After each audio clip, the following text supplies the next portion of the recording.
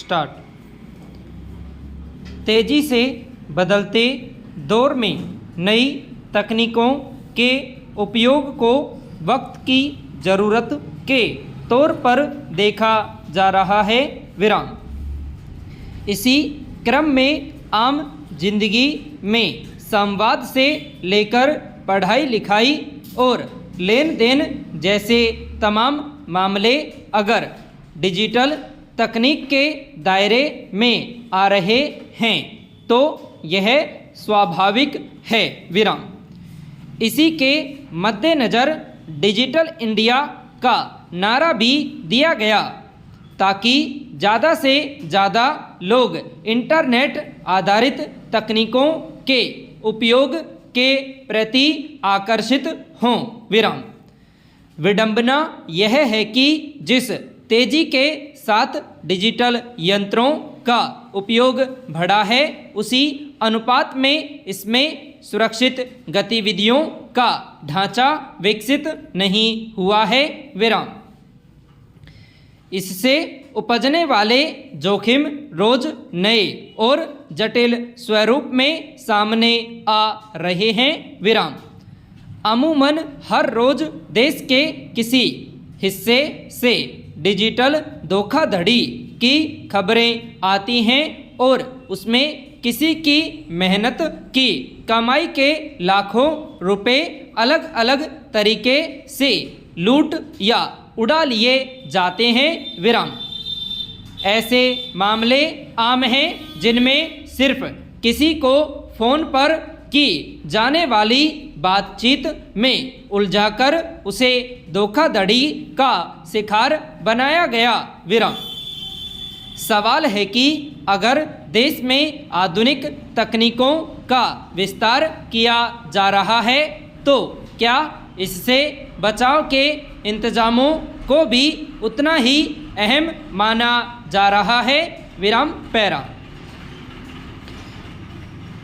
गौरतलब है कि बुधवार को भारतीय रिजर्व बैंक के गवर्नर ने यह कहा कि डिजिटल धोखाधड़ी हमारे लिए एक गंभीर समस्या बनती जा रही है, इसलिए इस पर अंकुश लगाने के लिए ठोस प्रयास किए जाने की ज़रूरत है। विराम।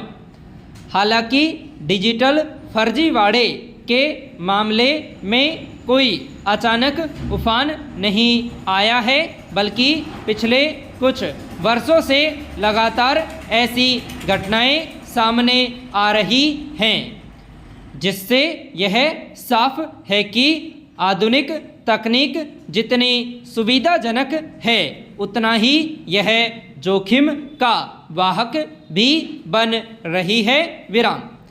किसी के मोबाइल पर एक अनजान नंबर से फ़ोन आता है और वह व्यक्ति बातों के जाल में इस कदर फंस जाता है कि अपने बैंक खाते से खुद ही लाखों रुपए भेज देता है। विराम।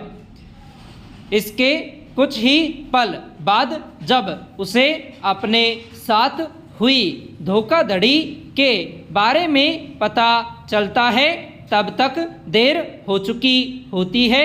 विराम। पिछले कुछ समय से ऐसे मामले आम होते देखे गए हैं जिसमें अनजान नंबर से आए फ़ोन कॉल के जरिए किसी व्यक्ति को डरा धमकाकर डिजिटल कैद की स्थिति में डाल दिया जाता है और फिर भयादोहन करके उसके बैंक खाते में जमा रकम को उड़ा लिया जाता है। विराम पैरा। अब ऐसी घटनाएं कोई नहीं रह गई है, लेकिन इसमें तेजी से होते इजाफे ने यह सवाल पैदा किया है कि जिन डिजिटल संसाधनों का विकास सुविधाजनक और सुरक्षित लेन देन और अन्य गतिविधियों के लिए किया गया, आज उसी से उपजे खतरे से निपटने के तौर तरीके आम क्यों नहीं हो पा रहे हैं? विराम। हैरानी की बात यह है कि आर्थिक भ्रष्टाचार से लेकर अन्य आपराधिक गतिविधियों पर लगाम लगाने या उन्हें खत्म करने के दावे के साथ डिजिटल दुनिया का विस्तार किया गया। कुछ जगहों पर व्यवहार में इसे अनिवार्य बना दिया गया, मगर आज हालत यह है कि सख्त कानूनों के बावजूद फर्जीवाड़ा करने वाले गिरोह साइबर संजाल में रोज नए तरीके अपनाकर आम लोगों को अपना शिकार बना रहे हैं। विराम। हालांकि एक समस्या डिजिटल यंत्रों के उपयोग में लापरवाही से लेकर प्रशिक्षण की सीमा की भी है, लेकिन इससे साइबर सुरक्षा का सवाल बेमानी नहीं हो जाता। विराम। निश्चित रूप से डिजिटल इंडिया एक आकर्षक नारा है, लेकिन अगर इसमें जोखिम का पैमाना इतना ही ऊंचा रहता है तो इसकी कामयाबी संदिग्ध ही रहेगी। विराम पैरा। हरियाणा में एक वरिष्ठ पुलिस अधिकारी की आत्महत्या और उससे जुड़े तथ्यों के संबंध में जैसी खबरें आई हैं वे विचलित करने वाली है। विराम। यह अफसोसनाक है कि देश में फैली कुरीतियों और दुराग्रहों को दूर करने की उम्मीद जिस तंत्र से की जाती है, कई बार वह खुद भी इससे मुक्त नहीं दिखता है। विराम। गौरतलब है कि हरियाणा में भारतीय पुलिस सेवा के एक वरिष्ठ अधिकारी वाई पूर्ण कुमार ने कुछ वरिष्ठ अधिकारियों की ओर से लगातार असहनीय उत्पीड़न से तंग आकर आत्महत्या कर ली। विराम। उन्हें अधिकारों और अन्य मुद्दों से संबंधित मामलों में मुखर हस्तक्षेप के लिए जाना जाता था। विराम। खबरों के मुताबिक एक आखिरी नोट में उन्होंने कुछ अधिकारियों पर मानसिक उत्पीड़न, जाति आधारित भेदभाव, सार्वजनिक अपमान और दुर्भावनापूर्ण तरीके से 6 शिकायतें दर्ज करने आदि का गंभीर आरोप लगाया। विराम। भारतीय पुलिस सेवा के तहत अपने पद पर काम करते हुए किसी उच्च अधिकारी के सामने भी अगर आत्महत्या की नौबत आती है तो यह हर स्तर पर चिंता की बात होनी चाहिए। विराम। सवाल है कि सरकारी तंत्र के भीतर भी दबाव की राजनीति कैसे इस तरह काम करती है कि एक व्यक्ति के सामने जीने मरने का सवाल आ खड़ा हो। विराम पैरा।